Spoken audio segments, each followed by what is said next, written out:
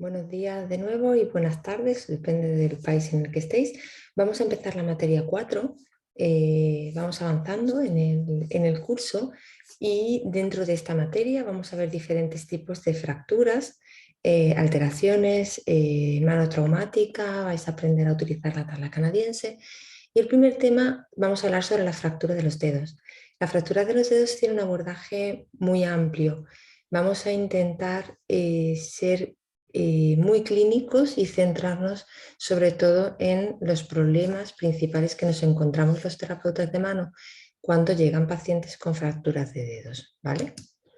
En primer lugar, tenemos que tener claro cuáles son los objetivos del tratamiento en la etapa, sobre todo inicial, ¿vale? Cuando el paciente llega el primer día a terapia, nosotros tenemos que ver que existe una correcta alineación. Esa alineación podemos verla bien haciendo una buena exploración. Muchas veces vemos que cuando el paciente cierra el puño, uno de los dedos se mete debajo de los otros. Eso es indicativo en muchas ocasiones de que existe una malrotación, sobre todo a nivel de los metacarpianos. No tiene por qué ser solo a nivel de los dedos.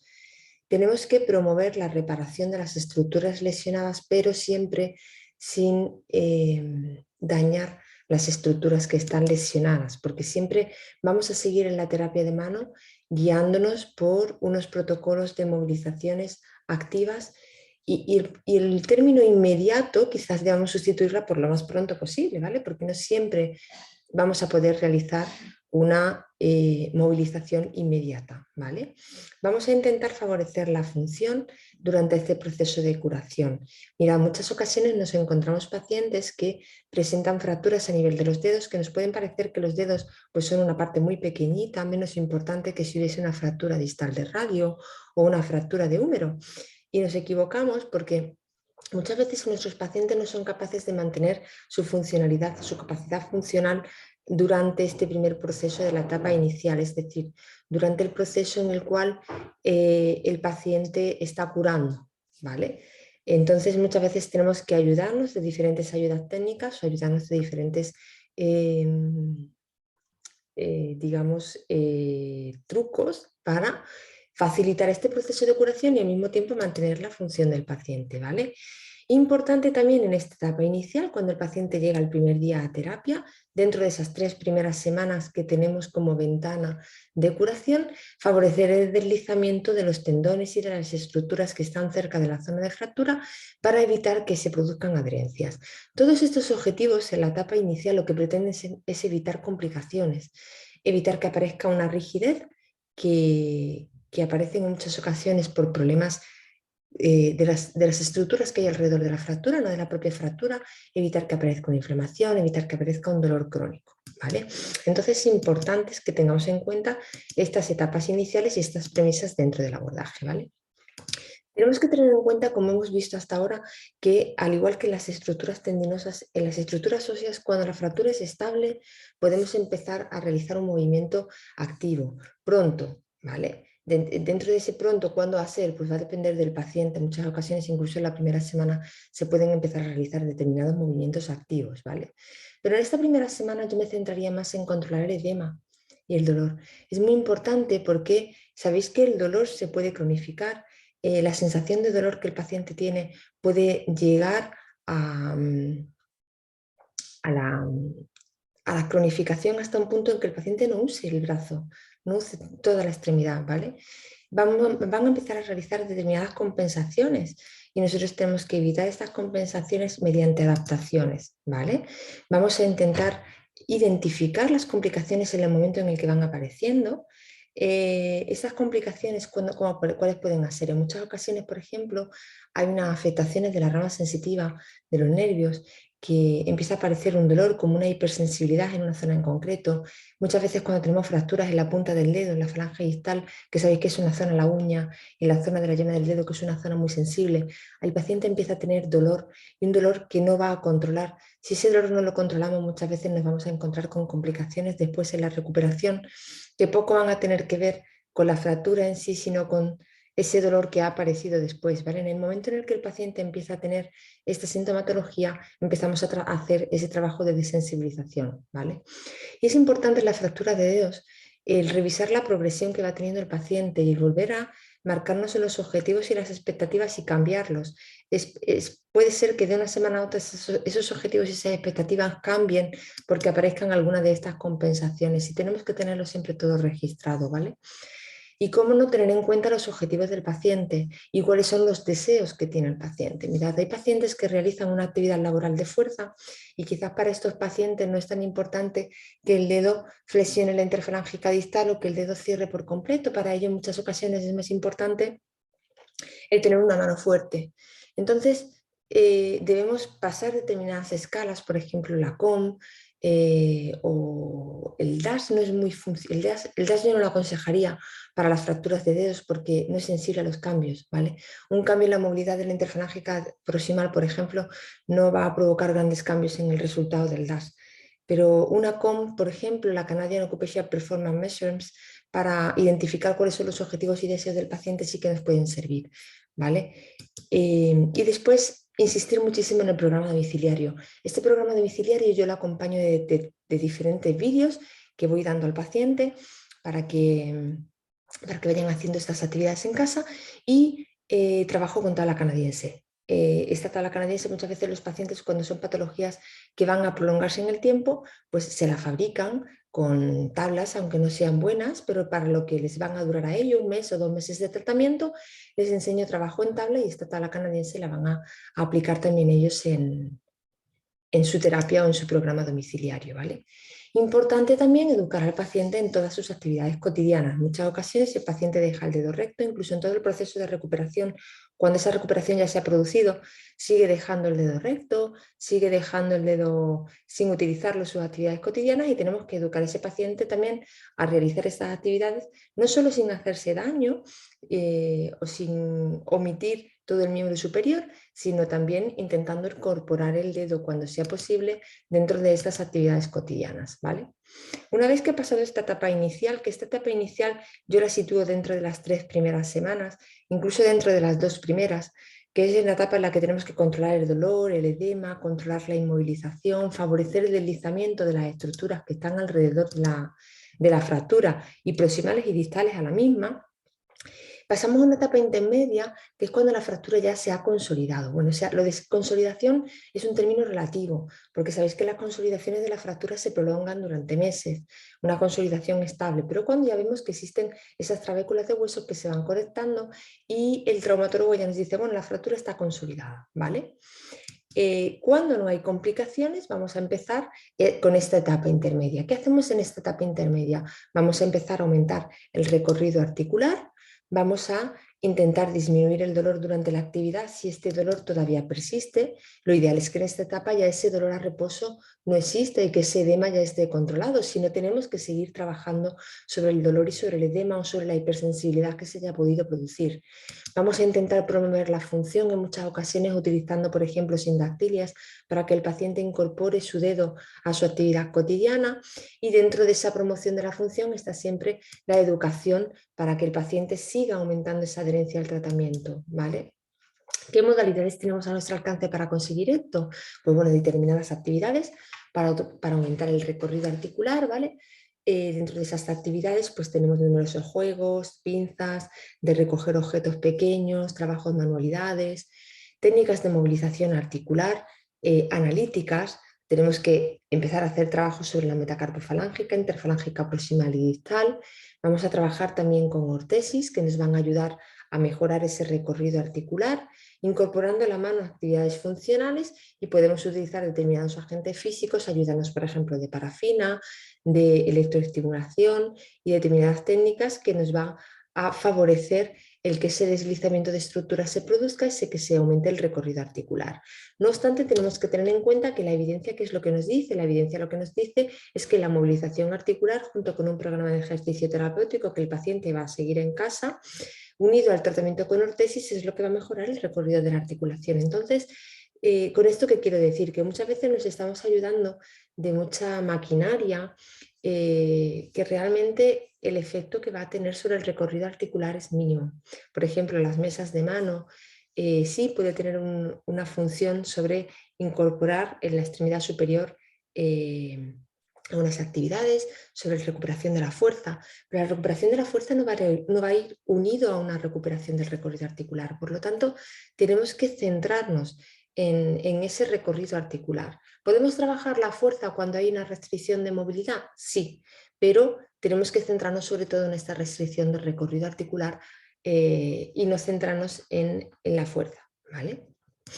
Sobre todo porque tenemos un tiempo, ventana, ¿eh? Hay un tiempo donde el cual vamos a poder mejorar ese recorrido articular y a partir de ese tiempo, cuando esas estructuras se han fijado, va a ser muy difícil que podamos mejorar ese recorrido articular, ¿vale? Si hacemos las cosas bien paso a paso y centrándonos en cuáles son los objetivos en cada etapa, vamos a ver cómo nuestros pacientes mejoran muchísimo, ¿vale? Vamos a centrarnos en determinados tipos de fracturas que nos van a dar un poco más de problema, ¿vale? Es decir, no existe mucha diferencia en el abordaje cuando hay pequeñas diferencias en la zona de fractura a nivel de los dedos, pero sí que tenemos que tener en cuenta determinadas consideraciones, ¿vale?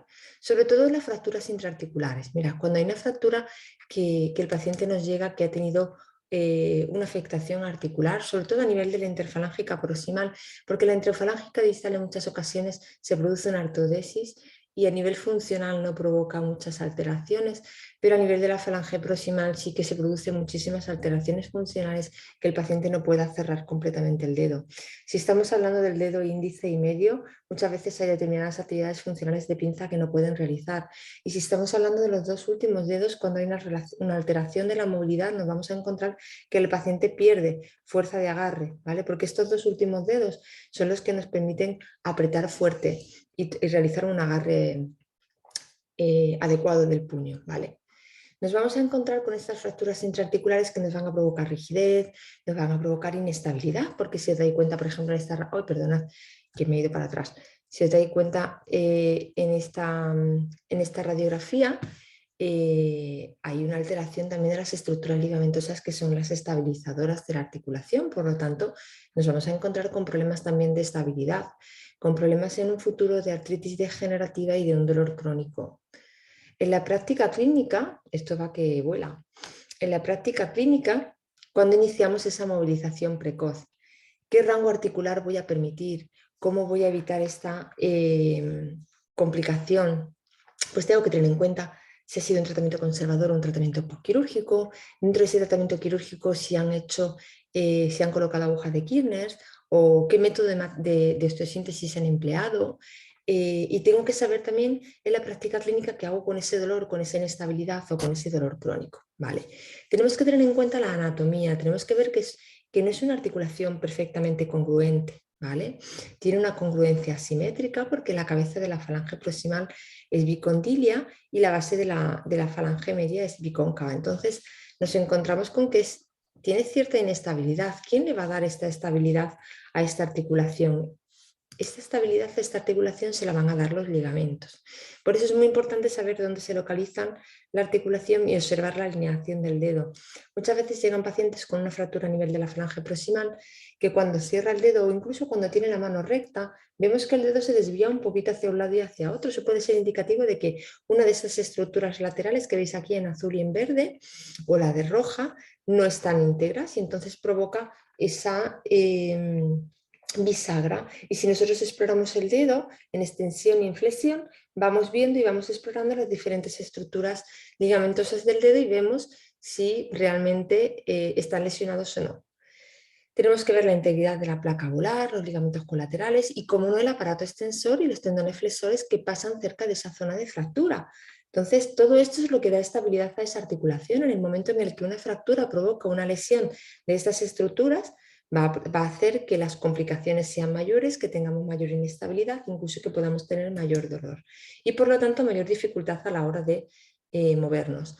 Otra cosa que tenemos que tener en cuenta es el mecanismo por el cual se ha producido, ¿vale? Por ejemplo, muchas veces hay una dirección lateral que puede provocar estos tipos de fractura que veis aquí, que son fracturas unicondilias, ¿vale? Porque el dedo se va hacia un lado, muy típico, por ejemplo, en jugadores de fútbol, de baloncesto, de voleibol, Podemos tener otro mecanismo de lesión con hiperextensión, ¿vale? Se mete el dedo en el bolsillo, el dedo queda enganchado en el bolsillo y se va el dedo hacia atrás, o por una caída que apoya en la palma de la mano y queda el dedo atrás y hay una hiperextensión de la interfalange proximal. O bien podemos tener otro tipo de lesiones que son fuerzas deformantes, ¿vale? La más grave es esta que veis aquí, es una fuerza deformante en dirección axial, que es una fuerza deformante que provoca una compresión de las estructuras. ¿Esto por qué?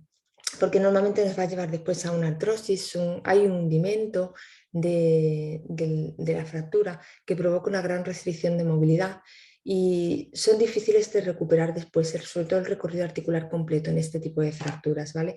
Para mí son las más complicadas, las que después dejan mayor secuelas y tienen un peor pronóstico, digámoslo así, ¿vale? Cuando a nosotros nos llega el paciente con la radiografía, tenemos que tener en cuenta también en ese diagnóstico de qué tipo de fractura hay, que tenemos que tener 3 proyecciones. Mirar, estas 3 radiografías de la izquierda son las mismas y si vemos solo una AP, pues parece que el dedo no está fracturado. En cambio, cuando vemos una proyección lateral o una proyección oblicua, vemos claramente el signo de la V, ¿vale?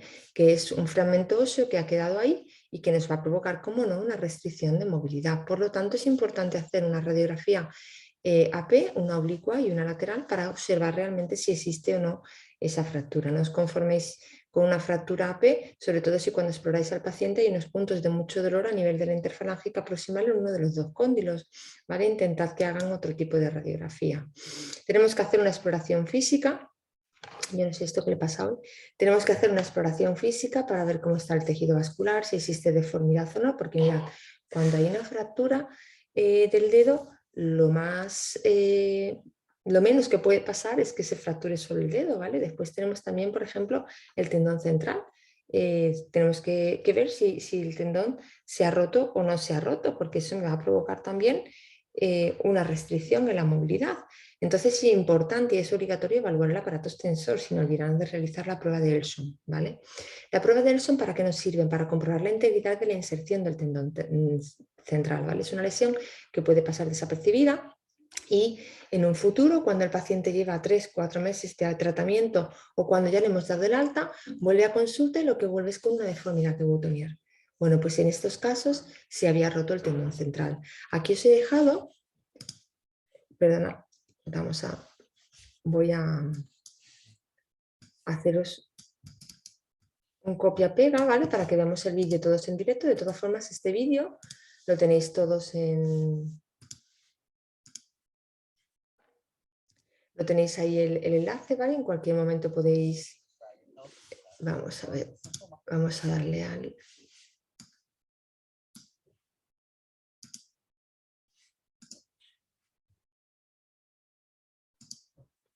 Vale, voy a dejar de compartir pantalla para compartir la pantalla del vídeo, ¿vale?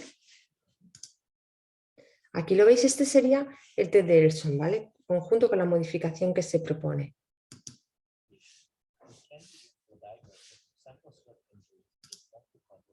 Overlying the proximal interphalangeal joint. Here you see a patient who sustained a laceration over their PIP. It's short but fairly deep. The patient is asked to flex their injured PIP at 90 degrees over a table or other 90-degree surface. The patient is then asked to extend the PIP joint against resistance.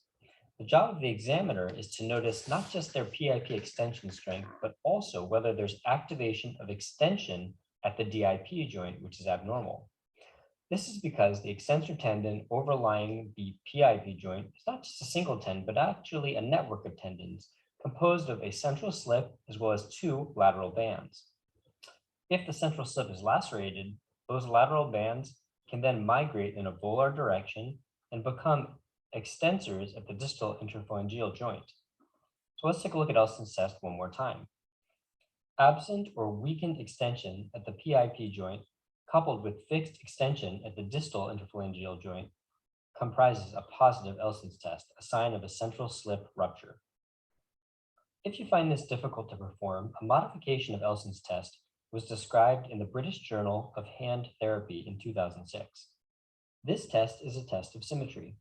The patient takes the injured finger and places it as pictured pushing against the matching finger of the contralateral hand.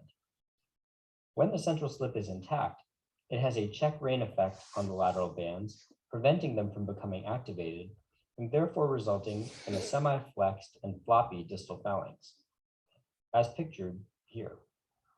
In an abnormal test, when there is an injury to the central slip, what you might instead see is asymmetry as pictured here. As depicted by the cartoon drawing, when the central slip is injured, those lateral bands can now migrate in the volar direction and act as extensors at the distal phalanx. Central slip injuries are very important injuries for the emergency physician and acute care practitioner to detect. That's because missing these injuries can result in the delayed consequence of formation of the Boutonniere's deformity, as pictured here. Once the Boutonniere's deformity has occurred, it can be very difficult for even an experienced hand surgeon to fix. To learn more about this Voy a injury cerrar and esto. other techniques in wound care, visit www. Esta es la deformidad en Boutonniere que os he comentado que aparece si nosotros no trabajamos bien o no diagnosticamos esa lesión del tendón central, ¿vale? Entonces es muy fácil diagnosticarlo, le hacemos una prueba al paciente. Si no se lo han diagnosticado previamente, cuando llega a nuestro centro le hacemos esa prueba. Si el tendón central está roto, debemos enviarlo de nuevo a cirugía, ¿vale? Dentro de las fracturas, nosotros vamos a hacer una clasificación un poco a grosso modo, ¿vale? Estables, inestables, si son simples o conminutas y si se pueden o no reducir, ¿vale? En función a esto, los cirujanos van a aplicar, o el traumatólogo va a aplicar un tratamiento que puede ser conservador o que puede ser un tratamiento quirúrgico, ¿vale? Los objetivos del tratamiento, tanto si se opta por un tratamiento conservador como quirúrgico, van a ser la movilización precoz y la reducción articular. Es decir, es necesario que tanto si se opta por un tipo de tratamiento como otro, nosotros podamos realizar una movilización lo más precoz posible y además podamos hacer que esa reducción articular sea adecuada para que se permita un movimiento, un recorrido articular adecuado a lo largo de la recuperación, ¿vale? No obstante, ¿cuáles son los problemas que nosotros nos encontramos después en terapia con nuestros pacientes? Hay pérdida de la fuerza extensora y flexora. Nos encontramos que aunque existen diferentes tipos de gravedad, muchas veces se producen adherencias, deformidades esqueléticas. A los pacientes les preocupa mucho la inflamación que aparece a nivel de la falange proximal, de la interfalángica proximal, que queda como más gordota, ¿no? Y no se pueden poner un anillo. Muchas veces eso no podemos hacer nada contra eso, ¿vale? Nosotros lo que tenemos que tener en cuenta es que tenemos que actuar sobre la fase biológica de la recuperación de esa lesión, ¿vale? Que va a pasar por un hematoma hasta esta formación de colágeno y formación de tejido cicatricial, y que nosotros durante este periodo vamos a tener unos tendones que van a estar estáticos sobre el foco de fractura, unos ligamentos que si están intactos también están estáticos sobre una lesión que está lesionada, y que se pueden producir determinados tipos de adherencias que, aunque la más frecuente sea del aparato extensor, todo se puede quedar ahí como apelmazado, como pegado, ¿vale? Y tenemos que evitar que esto se produzca.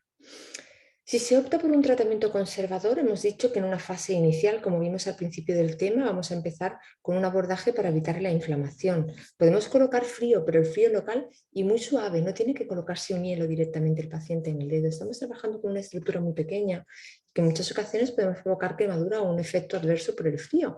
El frío debemos mantenerlo 8 o 10 minutos y un frío suave, ¿vale?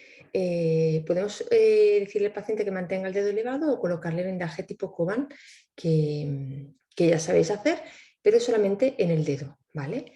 Y después la inmovilización tiene que ser controlada. Cuando hay una fractura en un dedo, podemos colocar una inmovilización simplemente con una sindactilia, podemos colocar una inmovilización simplemente con un bloqueo en extensión. Va a depender de qué, del tipo de fractura y de dónde esté localizada. Y aquí tenéis, por ejemplo, las férulas de Stack. Yo la he puesto entre interrogante porque a mí ya me habéis preguntado. De hecho, me preguntasteis por un caso clínico con una férula de Stack. Yo las férulas de Stack no me gustan. No me gustan porque no son específicas, no mantienen una correcta alineación del dedo y tampoco me permite hacer un movimiento controlado de determinadas estructuras, ¿vale?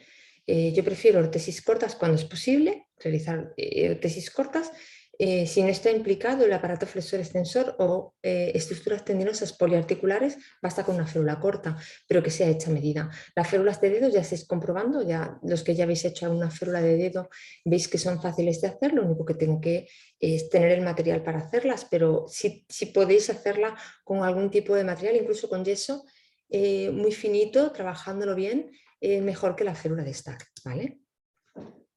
Entonces, dentro de este tratamiento, nosotros vamos a trabajar con ejercicios activos desde el minuto 1, es decir, desde que se ha controlado el edema y el dolor, para esas fracturas estables que no se desplazan, ¿vale? Porque nosotros lo que estamos buscando es una buena alineación, libre de dolor y funcional, ¿vale? Siempre que se pueda evitar la cirugía hay que evitarla porque la cirugía implica mayor lesión y en los casos en los que se aplica la cirugía tenemos que controlar esa inmovilización. Aquí tenéis dos casos diferentes. A la izquierda se ha optado por cirugía, se colocó unas agujas de Kirchner que desde mi punto de vista también son muy inestables. Entonces, como si había afectación de las estructuras que implicaban poliarticulares, es decir, que cuando el paciente movía la muñeca podía provocar un desplazamiento del foco de fractura, sí que se optó por una inmovilización en intrínseco plus, ¿vale? Entonces, si es el quinto dedo el afectado, colocamos el quinto y un cuarto dedo con metacarpofalángica en flexión, interfalángica a 0 grado y la muñeca ligera extensión. Esto se quita y se pone para realizar movilizaciones controladas y en el caso de la derecha, por ejemplo, es una fractura simple que no está desplazada del cuarto dedo y entonces simplemente muchas veces con una sindactilia se puede mantener este control de la inmovilización. Ya os digo, hay pacientes que son fiables, hay pacientes que no os podéis fiar porque se las va a quitar, entonces sí que vamos a poner una inmovilización mucho más controlada, ¿vale? Esta de la derecha está hecha con Orficaz, 2 tiritas de Orficaz y se hace una sindactilia, ¿vale? Pero normalmente nos encontramos muchas veces con fracturas mucho más complicadas y se van a hacer un tratamiento quirúrgico y ahí nos encontramos ya con otro tipo de problemas que vienen derivados de la cirugía, porque las que van a cirugía suelen ser intraarticulares, fracturas inestables, entonces suelen utilizar un abordaje percutáneo o una tracción continua o técnicas simplemente que lo que buscan es salvar la articulación, ¿vale? Va a depender de la gravedad de la fractura. Nosotros, ¿qué es lo que tenemos que tener en cuenta? Tenemos que tener en cuenta el tipo de cirugía que se ha llevado a cabo, ¿vale? Suelen ser fracturas oblicuas, fracturas ya con mayores desplazamientos, de que van a requerir que mantengamos una ortesis durante 4 semanas y que tengamos que estar atentos a ese posible colapso, ¿vale? En este caso vamos a inmovilizar con metacarpofalángicas en flexión e interfalángicas. La literatura nos dice de 0 a 15 grados, en mi opinión personal, 0 grados, porque después sí no existen muchas retracciones a nivel de la placa volar y en muchas ocasiones incluso provocamos cierta elongación del aparato extensor que después nos va a limitar esos últimos grados de extensión, ¿vale? En estos casos donde hay unas fracturas que son inestables, no podemos mover dentro de las 3-4 primeras semanas, por eso es muy importante que la inmovilización sea adecuada, que realicemos con el paciente ejercicios a nivel proximal de hombro, codo, de estructuras que están libres y que controlemos la inflamación para evitar que aparezcan las complicaciones cuando le quitemos la inmovilización. No obstante, la calcificación inicia entre los días 10 y 21. ¿Vale? En muchos casos se puede utilizar una férula funcional dinámica, que la vamos a ver ahora después. Yo no la he empleado nunca, sinceramente porque no me fío, ¿vale? Estas son las técnicas que pueden emplearse. Muchas veces pues, tenemos tratamientos con tornillos, microtornillos, hay muchas veces un pequeño fragmento que tienen que extirpar. Nosotros no vamos a entrar en qué técnica se utiliza, pero que sí sepamos estas técnicas si nos van a permitir mover o no de forma inmediata. Por ejemplo, en esta foto que veis aquí, con 2 tornillos, con 2 agujas de Kirchner, yo no inicio la movilización inmediata, porque la aguja pasa por 2 estructuras que están casi desplazadas, digámoslo así, la han unido, ya la pueden poner cruzadas o paralelas, que cuando vamos a realizar movimientos esa aguja de Kirchner puede rotar sobre sí misma y al final muchas veces me va a provocar una mal rotación del foco de fractura. Es muy frecuente cuando tenemos la aguja de Kirchner que haya una mal rotación del foco de fractura, eso también tenéis que tenerlo en cuenta, ¿vale?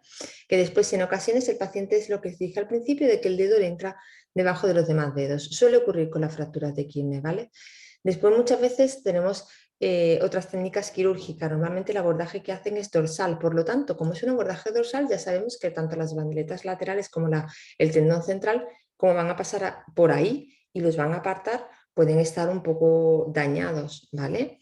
Pueden utilizarse tornillos o en casos más graves, no sé si habéis tratado alguna vez el marco de Suzuki, que es esta foto de aquí de la derecha, ¿vale?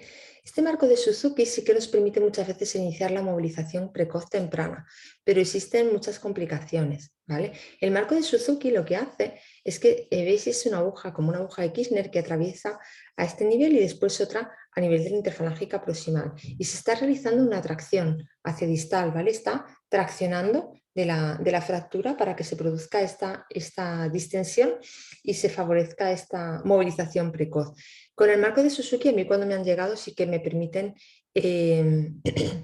empezar una movilización precoz. Mirad, aquí en esta fotografía de la izquierda se ve mejor en la tercera, ¿vale? De abajo. ¿Veis cómo insertan esto? Y después lo que hacen es que hacen una tracción. ¿Qué ocurre? Pues que ellos te lo plantean así, ¿vale? Como veis aquí en esta foto, te mandan la foto de cirugía y cuando nos llega a nosotros nos llega con la imagen de la derecha. Aunque como veis está todavía con los puntos, han pasado pocos días, bueno, aquí habrán pasado unos 10 días por la cicatrización. ¿Por qué? Porque puede haber complicaciones de infecciones sobre todo y después inflamación. En este caso este dedo está inflamado, por mucho que nos digan que tenemos que empezar a hacer movilizaciones inmediatas, pues tendremos que primero colocar vendaje tipo Coban entre las estructuras para bajar esa inflamación y aplicar un tratamiento médico para la infección, ¿vale? Y esta férula de la izquierda es la otra que yo os decía, que es una férula que Orfit publica en su página web, que es una férula que aplica una tracción también. Yo no me fío. Es decir, yo cuando a una fractura de un dedo requiere cierta tracción es porque es inestable. Y si es inestable, a mí personalmente lo que mejor me ha ido, si queréis después en el foro, pues podéis ir explicando lo que a cada uno le ha ido mejor, ¿no? Han sido las placas, ¿vale? Las plaquitas que nos permiten hacer una movilización activa inmediata controlada y que nos impide que exista este desplazamiento entre estructuras. Las agujas de Kirchner suelen rotar, pero hay determinadas fracturas unicondilias que es que no permiten otra cosa que una aguja de Kirchner y las férulas de tracción no me fío, sinceramente. Si alguno la habéis utilizado, de verdad, pues dadme vuestra opinión en el foro porque así nos enriquecemos todos un poquito, ¿vale? Esta férula de la derecha es una férula dinámica que sí que aplico con mucha frecuencia, son férulas pequeñitas. Como veis aquí lo que tenemos es un alambre que nos limita o la flexión o la extensión, dependiendo de cómo lo pongamos, o nos asiste el movimiento. Entonces son férulas que me van a limitar cierta movilidad, pero me van a permitir otra movilidad al mismo tiempo que me van a proteger el foco de fractura. Estas son las placas que yo os decía, que son las que más me gustan, entre comillas, porque me permiten esa movilización temprana, pero como os he dicho, cuando los fragmentos son más grandes, cuando son fragmentos cortitos o pequeñitos, como una fractura unicondilia, no se va a permitir, el cirujano no va a poder tener, no va a tener espacio para colocar esta placa y por lo tanto no va a ser posible el colocarla, ¿vale? Uno de los principales problemas que nos vamos a encontrar nosotros, incluso con este abordaje o este tratamiento que se va haciendo, es la rigidez, ¿vale? Aquí tenéis un paciente pues, que tiene la punta del dedo caída, ¿vale? Seguramente porque tiene una rotura del tendón extensor largo o porque durante el periodo de inmovilización no se ha tenido en cuenta la punta del dedo y se ha quedado completamente rígida y presenta también un problema de movilización-flexión tanto de la interfalángica proximal como la distal. La distal aquí casi que se da por perdida y la proximal pues presenta tanto una retracción cicatricial importante como todavía presenta edema. Esto fue un abordaje, un tratamiento que se hizo sobre una fractura de la falange proximal y se hizo un abordaje palmar. Entonces, los problemas que nos encontramos son esto, ¿vale? Que nos vamos a encontrar con rigideces y nos vamos a encontrar con alteraciones a nivel del dedo. No sé si a vosotros pasa igual, pero a mí me llegan muchas secuelas de las fracturas, me llegan ya así, con esta rigidez, ¿vale? Entonces, cuando llegan con esta rigidez, olvidaos del edema, olvidaos de si es verdad que si existe un dolor crónico, si tenéis que abordarlo, ver el origen de ese dolor, que normalmente ya el origen no suele ser una estructura biológica, ¿vale? Ya veréis el abordaje del dolor con Roberto, pero no suele ser una estructura biológica, pero sí que nos va a provocar ciertas alteraciones de movimiento. Muchas veces el paciente llega con dolor incluso en toda la extremidad superior y ahí tenemos que hacer ya un trabajo de neuromodulación de todo el sistema nervioso periférico, desde nivel proximal hasta distal, y una reeducación del paciente en sus actividades cotidianas con trabajo bilateral, trabajo quizás con terapia con espejos, trabajo con desensibilización, ¿vale? Pero en estos casos, es decir, una vez que estamos abordando la rigidez desde un punto de vista del dolor, tenemos que abordar la rigidez desde un punto de vista de recorrido articular, nos vamos hacia las férulas, ¿vale? Nos vamos a las férulas que vamos a ver ahora después. Estas técnicas quirúrgicas que nos llegan a esta rigidez, en muchas ocasiones, ¿cuáles son? Las artroplastias. A mí me van a perdonar que en muchos congresos vamos y los cirujanos nos hablan maravilla de las artroplastias, de los implantes de silicona y hidrocarbón, pero no van bien todos. Hay un alto porcentaje que va mal en cuanto a la recuperación funcional, sobre todo en pacientes que requieren un recorrido articular completo. Se debe elegir muy bien a qué pacientes se les pone estas prótesis, estos implantes, y nosotros ¿qué tenemos que tener en cuenta? Que en la etapa inicial tenemos que realizar una movilización lineal, no podemos hacer movilizaciones laterales para mantener justo la alineación de este implante o de esta prótesis o de esta prótesis que se ha colocado a nivel de la interfalángica, y tener en cuenta pues, que la prótesis tiene un recorrido que tiene que estar bien alineada. No es fácil colocar una prótesis a nivel de la interfalángica proximal, por lo tanto tienen que ser cirujanos que estén muy entrenados en la técnica para que realmente vayan bien, ¿vale? Ocurre igual que en el pulgar. Y respecto a las fracturas abiertas es otro caso en los cuales nosotros tampoco vamos a poder empezar la movilización inmediata, porque vamos a tener fragmentos, vamos a tener no solo esos fragmentos, sino vamos a tener una herida que se ha debido a producir un debridamiento, han tenido que provocar curas.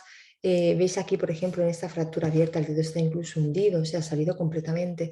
Ahí no hemos llevado por delante quizás flexores, no hemos llevado por delante ligamentos colaterales, no hemos llevado por delante muchas estructuras que son las que después nos van a provocar esa limitación de recorrido articular, ¿vale? Más que la fractura en sí.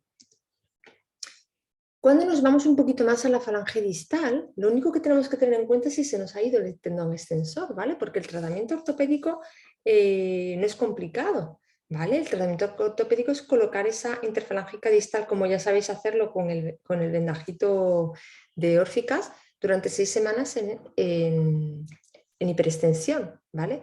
No obstante, en muchas ocasiones se busca y se hacen bloqueos en hiperextensión con una aguja de Kirchner.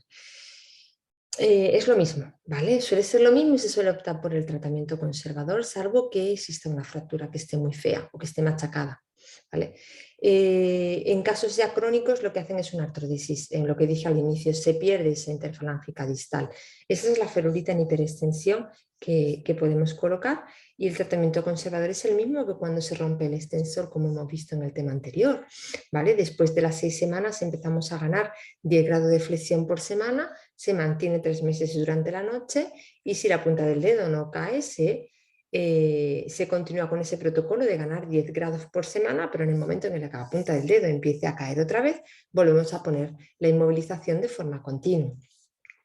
Entonces no tiene otro tipo de tratamiento que el de la rotura del aparato extensor, aunque existe una fractura asociada, ¿vale? Cierto es que la fractura asociada significa que ha habido un aplastamiento, entonces hay más dolor, suele haber una alteración de la uña, suele haber una alteración de la yema del dedo, y nos vamos a tener que trabajar muchísimo la sensibilidad. Vamos a tener que trabajar con diferentes estructuras para mejorar la sensibilidad de la punta del dedo. Meterle, por ejemplo, la mano en granos de arroz, en lentejas, en trabajar con arenas, trabajar con diferentes texturas para que el paciente vaya asimilando esa hipersensibilidad que va a tener en la punta del dedo, ¿vale? Muchas veces cuando hay un arrancamiento lo que hacen es que si hay un desplazamiento muy grande y ven que no puede haber una reducción con un tratamiento conservador, lo que hacen es que colocan una aguja de Kirchner, veis en esta foto aquí del centro como la punta del dedo cae, y después como la punta del dedo se permanece derecha con una aguja de Kirchner o simplemente haciendo una inserción término-terminal, ¿vale? No obstante, como os dije antes, nosotros a nivel de la interfalángica distal no vamos a tener muchos problemas funcionales en cuanto a la rigidez. A nivel de la interfalángica proximal sí, sobre todo teniendo en cuenta las necesidades del paciente. Vamos a ver cómo a veces el paciente necesita cerrar el puño, necesita que el dedo abra completamente y necesitamos utilizar estas órtesis o estas férulas para mejorar esa rigidez. Bueno, pues la evidencia nos dice que sí, que las órtesis son eficaces para mejorar esta movilidad articular y yo diría no solo eficaces, sino que son necesarias para que el recorrido articular que nosotros conseguimos con nuestro paciente en la terapia se mantenga en el tiempo. Estamos cansados muchas veces de ver a un paciente que viene a terapia, hace la sesión con nosotros, se va con un buen recorrido articular y cuando viene mañana viene otra vez en el punto que lo dejamos ayer. ¿Esto por qué es? Pues porque no tenemos una tracción continua. Como os hemos explicado ya, en alguna ocasión, hemos hablado en otras ocasiones, el tejido es elástico, pero la elasticidad del tejido se mantiene si yo consigo durante mucho tiempo mantener una tracción sobre ese tejido y una tracción que sea submaximal, ¿vale? No una tracción máxima. Entonces, cuando el paciente se va de terapia y ha mejorado ese recorrido articular, es importante que yo utilice una ortesis. ¿Para qué? Para mantener ese recorrido articular que yo he conseguido hasta mañana o dentro de 2 días, ¿vale? No tiene por qué ser una ortesis fija, puede ser de quita y pon, ¿vale? Vamos a ver los ortesis cómo pueden ser. Para mejorar ese tipo de recorrido articular yo puedo utilizar estáticas progresivas, dinámicas o serial casting. Aquí hay muchas veces mucha controversia en cuanto a la nomenclatura, ¿vale? En las estáticas progresivas no hay un elástico que tira, pero sí puedo tirar con un velcro que no sea elástico, con una estructura que no sea elástica. Mantener esa posición y conforme el paciente va ganando recorrido articular en las siguientes sesiones voy mejorando o voy aumentando ese recorrido articular. En las dinámicas siempre va a haber un elástico que va a traccionar en el sentido en el cual yo quiero mejorar el recorrido articular. Por ejemplo, si tengo una retracción en flexión y quiero mejorar la flexión del dedo, haría una ortesis dinámica en flexión. ¿Para qué? Para mejorar la flexión del dedo, ¿vale? Y después tenemos las serial castings. Las serial casting se hacen, yo la hago con el Orficas y es que cerramos el dedo completamente en la máxima posición que hemos conseguido ese día en el tratamiento y lo dejamos inmovilizado durante 24 o 48 horas. Cuando el paciente viene, volvemos otra vez a mejorar ese recorrido. ¿Cuándo vamos a emplear la serial casting? Cuando tenemos la contractura en flexión y el paciente no puede extender el dedo. Nunca voy a emplear un serial casting en flexión porque podemos tener problemas vasculares que durante ese periodo no podamos atender al paciente. Entonces, cuando tenemos o queremos mejorar la flexión, vamos a utilizar o estáticas progresivas o dinámicas, y cuando queremos mejorar la extensión, podemos utilizar también estáticas progresivas o dinámicas, pero además podemos utilizar el serial casting, es decir, si el paciente venía a sesión con este ángulo de flexión, ¿vale? Y ahora le voy tirando, se ha quedado la imagen ahí pillada. Si el paciente venía con este ángulo de flexión y yo después de la terapia hoy he conseguido esto, lo que hago con un serial casting es que inmovilizo el dedo con la venda en esta posición y lo dejo así hasta mañana. Esa venda, el Orficas, es muy fácil de cortar, de manera que si el paciente notase compresión, que el dedo se le pone morado la punta del dedo, porque la punta del dedo la vamos a dejar libre, con una tijera normal de uñas puede coger y cortarse su ferulita, ¿vale? Es la ventaja también de este tipo de material. Y ahí sí voy a emplear el serial casting, pero nunca en flexión, ¿vale? Es importante, por lo tanto, que determinemos la causa de la restricción del movimiento antes de tomar una decisión sobre qué tipo de ortesis vamos a tomar o vamos a utilizar. Es decir, tenemos que saber si queremos mejorar la flexión o la extensión. En los casos en los que tengamos las dos restricciones de movimiento, podemos irnos a mejorar la extensión durante la noche y en la misma férula colocar una parte dinámica hacia flexión para que pueda utilizarla durante el día, ¿vale? Mirad. Vamos a realizar una exploración de la interfalángica proximal tras una sutura de los flexores y una inmovilización durante 4 semanas. Exploramos la movilidad pasiva para determinar si estamos ante una retracción o una adherencia, ya que en función a esta exploración nuestro... Mirad, este es el vídeo, ay, perdonad que se va, hoy estamos con esto. Este es el vídeo de la que tenéis de la retracción articular, ¿vale? A continuación, le voy a quitar la voz, porque lo que se pretende aquí es que nosotros, en función a esta restricción de movilidad, nosotros determinemos qué férula vamos a utilizar, ¿vale? En este caso, nos iríamos a hacer una férula dinámica en extensión específica para la interfalángica proximal, ¿vale? Porque existe esta retracción en extensión de la interfalángica proximal y no nos serviría otro tipo de férula. Mirad, por ejemplo, esta férula es una férula dinámica realizada con Orfituf, donde vamos a tirar justo de la interfalángica proximal, ¿vale? Os la dejo aquí parada un poquito para que podamos hablar de ella. Es una férula que nos está traccionando hacia extensión, por lo tanto es una férula dinámica en extensión. Este tubo por el cual yo meto el elástico, le doy una angulación similar a la de esta articulación para que la tracción sea siempre perpendicular, ¿vale? Esta sería una férula dinámica, ¿vale? Una vez que yo a este paciente le coloco una férula dinámica, vamos a ver una evolución muy grande en poco tiempo, ¿vale? En la primera semana sobre todo. Eso no significa que eso vaya a seguir así después, ¿vale? Este es el mismo paciente a los 5 días. Ha mejorado bastante más la flexión que la extensión. La extensión vamos a tardar un poco más en mejorarla, pero si os dais cuenta ya el tejido cede un poco más, ¿vale? Ya el tejido no es un tejido rígido, ¿vale? Entonces yo voy a dar varias opciones, pero entre estas opciones ya os digo, no es complicado fabricar las férulas, sino es complicado determinar qué tipo de férula vamos a hacer. Esta, por ejemplo, la dinámica en flexión de la interfalángica proximal. Os he dejado fotos paso a paso para que veáis cómo se hace. Vamos a hacer simplemente una férula como hemos hecho hasta ahora, ¿vale? Para meter el pulgar, una férula corta. Veis ahí que queda el pulgar dentro y una vez que tengo estabilizada la base, ¿qué es lo que hago? Vemos aquí en estas imágenes de arriba de la derecha que lo que hago es un capuchón que incluye la interfalángica distal. Deja libre la punta del dedo, pero deja libre también la interfalángica proximal, ¿vale? Este es el capuchón y aquí creo que coloco un trocito de tubo que es hueco por dentro, con Orficas lo pego y a ese tubo le voy a meter un elástico. Cojo el Orficas, una pelotita de Orficas y la pego a la punta de un elástico. Una vez que la he pegado a la punta del elástico, la coloco alineado con el dedo en la parte palmar y este elástico lo meto por el Orficas. Le coloco un trozo de termoplástico en función a la tracción que yo quiera realizar y calculo la tracción que le doy. Diréis, ¿cuánta tracción le damos? Mira, tiene que ser una tracción submaximal, no es la tracción máxima que el paciente soporta. Es decir, tenemos que ir en torno a los 120-150 gramos en la interfalángica proximal de tracción. Pero además de medir los gramos de tracción que le damos, tenemos que intentar que el paciente mantenga la férula de forma progresiva cada vez más horas. Es decir, que el primer día a lo mejor la tiene media hora, 1 hora, 2 horas, y después progresivamente tenemos que mantener la férula durante 6 horas, al menos durante 6 horas cada 24 horas, 6 horas consecutivas, para que el tejido se vaya elastificando.